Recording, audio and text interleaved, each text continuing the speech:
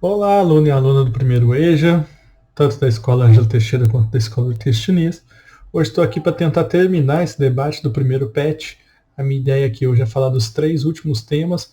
Vou tentar ser o mais sucinto possível, não me alongar muito sobre esses temas, né, e falar sobre a importância de cada um dentro do clima das ciências sociais, dentro da discussão científica da sociologia.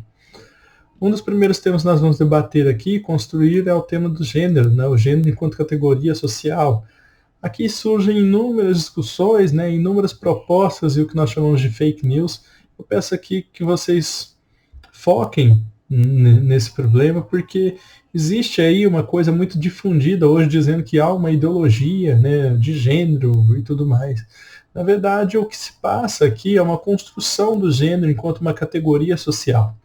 Sabe-se que existem, sim, biologicamente homens e mulheres, mas também existem outros gêneros que são gêneros, né, que na verdade são capacitores de escolhas daquelas pessoas, né, não escolhas, né, não é realmente uma opção, a pessoa não se sente pertencente àquele gênero, né. Então vai surgir inúmeras explicações dentro do contexto da sociologia para desenvolver esse debate e demonstrar que o gênero, na verdade, ele passa por uma construção de papéis sociais, né? Ou seja, há uma estrutura social que vai moldar ali os papéis dos indivíduos dentro daquela sociedade, certo?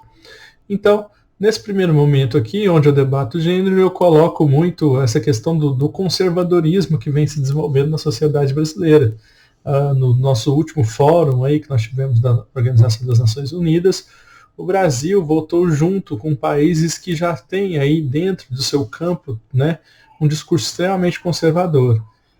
Aí nós tivemos aí dentro da proposta, né, dentro da proposta da Damares Alves, que é a nossa ministra da Mulher, né, que representa em certa medida um atraso sobre essas discussões de gênero. Quais seriam a importância dessas discussões de gênero para que a gente pleiteasse aí um modelo melhor de sociedade. Aqui eu vou trazer uma discussão entre dois autores, Pierre Bourdieu e Judith Butler, que nós vamos ver daqui a pouco.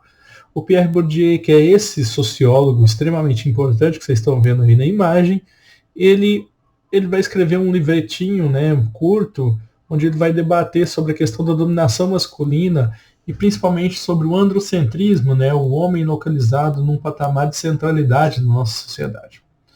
O Bourdieu, dentro desse livro, primeiro ele vai pegar um estudo antropológico que ele faz com os Kabila, né, uma sociedade Kabila, que é uma sociedade africana, que é baseada no modelo androcêntrico, ou seja, no qual o homem ele ocupa um papel central naquela sociedade, nas relações sociais que estão estabelecidas naquela sociedade, e o Bourdieu vai dizer que, ao analisar a sociedade Kabila, é possível fazer uma arqueologia do pensamento, da forma de pensar subjetiva do nosso modelo de sociedade ocidental.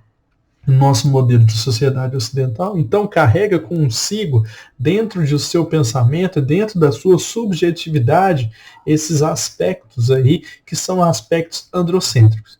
Bourdieu é um autor que vai trabalhar muito dentro de uma corrente que nós chamamos de estruturalismo.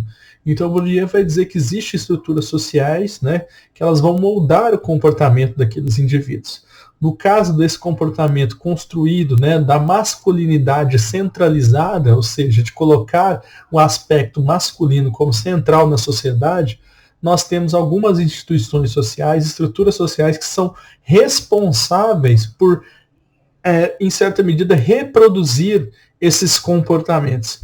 Num primeiro momento, nós temos a família, certo? A família ela já nos classifica entre aquilo que é objeto de menina, aquilo que é objeto de menino, certo? Aquilo que é roupa de menina, aquilo que é roupa de menino, aquilo que é cor de menina, aquilo que é cor de menino. Quando você vai nos comércios, né, você encontra brinquedos que são de meninas e brinquedos que são de meninos. Muitas das vezes os brinquedos que são de meninas, eles trazem consigo, né, algumas mensagens, como por exemplo, da maternidade compulsória, né, de ensinar a menina a ser mãe, dela brincar de boneca, e o menino, ele é na verdade, proibido de brincar de boneca, né? E isso reflete muito no pensamento masculino, né? O número de pais ausentes ou que, na verdade, não se responsabilizam pela criação de seus filhos é gigantesco. Muitos pais acreditam que é de cunho de responsabilidade feminina a criação de seu filho. E criação dessa mentalidade, né, da maternidade, ela já começa na primeira infância. Tanto é que nós vemos aí que os brinquedos masculinos, né, e aqui eu vou pôr aspas nisso, porque dentro das categorias sociais nós não deveríamos dizer que existem brinquedos específicos para determinado sexo, certo? Dentro dos brinquedos masculinos nós temos armas, carros e assim por diante. São brinquedos de mais aventureiros, são brinquedos mais para o público, né, no ambiente público. E para o feminino nós temos a cozinha, a vassourinha, né, que vai corresponsabilizar ou já vai responsabilizar aquela criança, determinando que existem papéis domésticos que devem ser exercidos por um somente sexo, né? No caso, o feminino. Então, o ambiente familiar, ele já vai criando essas divisões de papéis sociais que vão ocupar tanto mulheres quanto homens. A igreja também, ela parte por esse discurso do androcentrismo. Quem exerce poder no discurso religioso é o homem.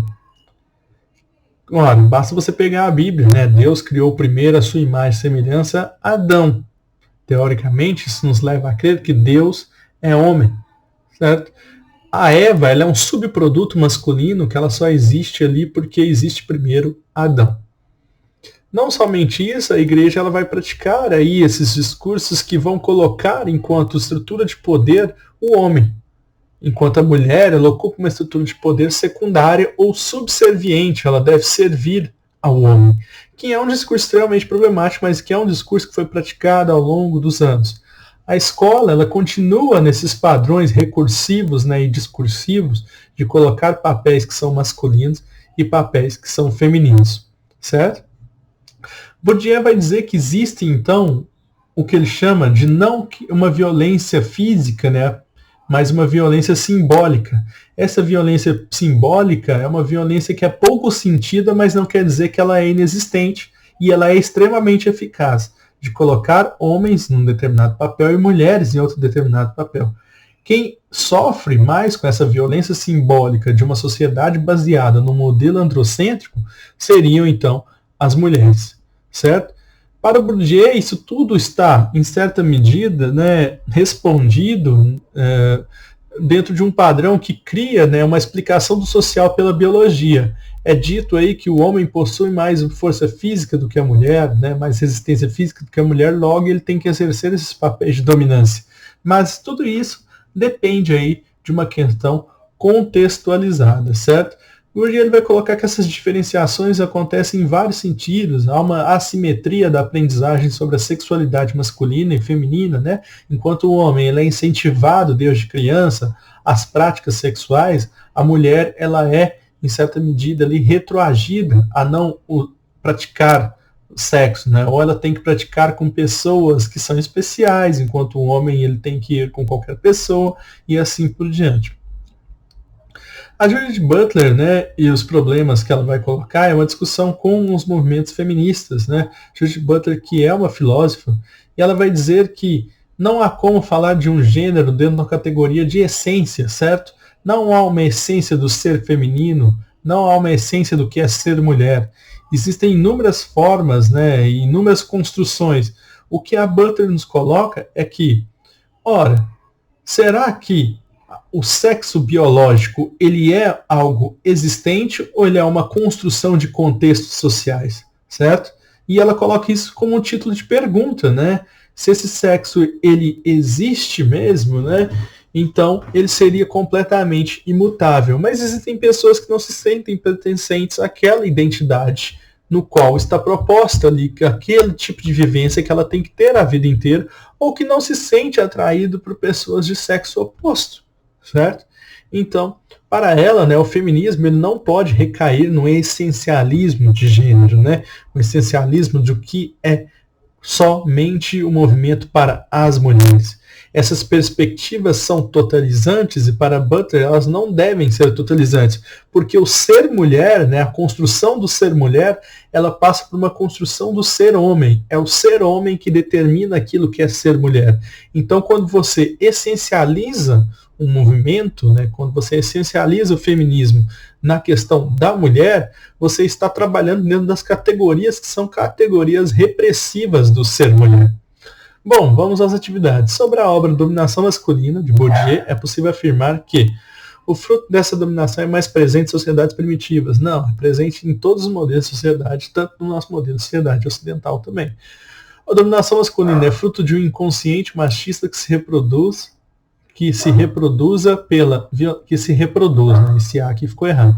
Pela violência simbólica e pelos hábitos, né? Pelo hábitos reforçados pelas instituições. Sim, para Bourdieu, o estudo da sociedade cabila baseado no narcisismo pouco oferece, né? Não. A violência simbólica é de fato uma grande preocupação em nossa sociedade. Cada vez mais as instituições, inclusive os homens, vêm se transformando a fim de não exercer o machismo, né? Quem lhe dera. Para Bourdieu, a biologia não é utilizada como justificativo para essa dominação. Também é errado. Então, seria a letra B a resposta da atividade 1. Atividade 2. Para Bourdieu, existem instituições sociais responsáveis pela reprodução do hábito machista. Igreja, escola e família. São essas três aqui. Certo? Discutindo sobre violência em nossa sociedade. Aqui há toda uma discussão sobre esses padrões de violência. Eu continuo nessa discussão de como existe aí padrões de violência incentivados na nossa sociedade, né, incentivados o comportamento masculino. Trago aqui um gráfico que mostra, né, que o homem, a partir do momento que ele enxerga na mulher uma propriedade, ele acha que ele tem a liberdade de fazer e exercer sobre aquela mulher aquilo que ele quiser. É um gráfico que demonstra uma situação gritante e problemática sobre a nossa sociedade, que é a questão da violência sexual, né? Essa violência sexual que gera cada vez mais vítimas aí do sexo feminino, certo? E essa violência sexual, né, se exerce justamente pela essa mentalidade masculina construída dentro de um machismo que coloca a mulher como um sujeito a ser dominado pelo homem, né? Nós temos um nível muito alto no Brasil de feminicídios, que é a morte de mulher justamente somente por ela ser do sexo feminino. Então, essa violência ela está muito presente na nossa sociedade. Existem outros modos de violência, que é a violência racial, né, pela cor de pele, que é o nosso modelo de sociedade que ele passa por uma questão punitiva, né, o Brasil, as populações negras. Essas populações elas são mais caçadas, mais exterminadas por políticas de estados que são direcionadas ao seu extermínio. Recentemente nós tivemos aí, né, uma chacina, né, que aconteceu na favela do Jacarezinho, e nessa chacina aí nós tivemos aí a morte de 28 pessoas. Você pode argumentar, professor, mas eram todos bandidos, todos atiraram nos policiais e assim por diante, né? Mas não há comprovação que é isto mesmo, né? O Estado, quando ele adentra nas favelas, ele adentra com a intenção de matar aquelas pessoas que compõem aquela favela, certo?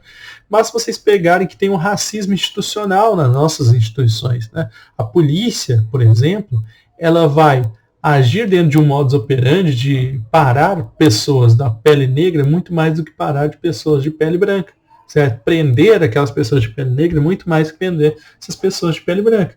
As pessoas negras, elas estão localizadas na periferia porque há uma construção. Não estou dizendo que todo negro está nas periferias, estou dizendo que em sua maioria os moradores de periferia são negros. Professor, mas não existe branco pobre? Existe branco pobre, existe branco nas periferias também, mas a parcela gritante da população que está no subemprego, que está nas periferias, são de pessoas negras. Essas pessoas negras que passam por uma política estatal que visa aí ao seu extermínio, né? Ou seja, essas pessoas negras elas são relegadas aí à marginalidade na sociedade. Isso está comprovado números, né? Nós não vemos muitos negros ocupando cargos de chefia na sociedade, nós vemos negros aí numa situação de desigualdade e miséria muito maior do que o resto da população, e nós temos aí dentro das periferias uma facilidade da entrada de drogas, né, entorpecentes, e entrada de armas. Essa guerra às drogas, né, é uma guerra que ajuda a própria população negra a se exterminar, né? A se exterminar tanto no sentido mental, né, que é a partir do momento que ela utiliza daquela droga, quanto no sentido material, que é quando essas facções rivais entram em choque e uma acaba matando o outro, né? Então esse extermínio, né, ele é praticado também de dentro. E isso ocorre por uma facilidade da entrada de armas, da entrada de drogas nesses locais. Ah, professor, qual que é a sua solução, então, para essa guerra? A solução seria o contorno das desigualdades sociais, uma melhor distribuição de renda e uma melhor equidade dentro de políticas públicas que garantam uma educação de qualidade, uma saúde de qualidade, uma moradia de qualidade, comida no prato, certo? Garantindo uma vida digna dessas pessoas. Ah, professor, mas tem bandido aí que é bandido porque quer? Tem, mas isso não é por via de regra, né? Isso é por uma via de exceção. A maioria dessas pessoas estão ali dentro de um conjunto de necessidades, né? E aí você pode falar, não, não é assim. É assim sim, é assim que os números demonstram, certo? Não sou eu que estou falando, é os números, são as pesquisas, né? São as construções que são feitas aí. Então, essas populações negras, né, elas sempre passaram aí por um sistema no qual reproduz-se um preconceito contra elas. E elas se encontram numa situação cada vez pior dentro do nosso modelo de sociedade, certo? Sobre o conceito de violência e pensando as relações destes com a sociedade brasileira, podemos afirmar que, mais uma coisa, né? Quando a gente fala de gênero e raça, é necessário que a gente leve em conta, né, que dentro de um patamar, né, hierárquico na sociedade, nós temos em primeiro lugar, né, de ocupar cargos maiores, de mais ter uma proximidade, uma facilidade de alcançar aí mais riqueza, homens brancos. Depois dos homens brancos nós temos a mulher branca, depois da mulher branca nós temos o homem negro, depois do homem negro nós temos a mulher negra, certo? Então, quando o fato de ser mulher e ser negra é duplamente problemático, né? Porque essa mulher negra ela vai sofrer tanto com o machismo quanto com o racismo. Então vamos lá. Sobre esse conceito de violência e pensando as relações deste com a sociedade brasileira, podemos afirmar que na sociedade brasileira existe pouca violência étnica, né? Não, existe muita violência étnica. O preconceito contra pessoas homoafetivas não é uma maneira de violência. Falso, está em voga, está uma discussão muito grande ali, né? Recentemente um pastor lá, ele falou que não concorda, né, mas ele queria que fosse respeitado o fato dele não concordar, né, isso é extremamente problemático. O cara quer que ele seja respeitado no direito dele de ser homofóbico, né? Isso é ser homofóbico, você não concordar, ninguém está pedindo a concordância de ninguém, não. As pessoas só querem viver a vida delas, as pessoas só querem sentir ali, né, afeto pelas pessoas no qual elas gostam. Não interessa se é do mesmo sexo ou se é de sexo oposto. Ninguém precisa do aval de um pastor, de um padre, de pessoas da sociedade, para que essas pessoas possam se amar, independente de qualquer coisa, né? Ninguém precisa da validação dessas pessoas. O termo violência é algo bastante discutido dentro do campo de sociologia. A violência pode ocorrer em vários sentidos, não somente no sentido físico, né? Mas também sociais e psicológico. Também, o crime da violência contra a mulher nada tem a ver com o fator de vivermos em um modelo de sociedade misógino ou machista. Tem super a ver com isso.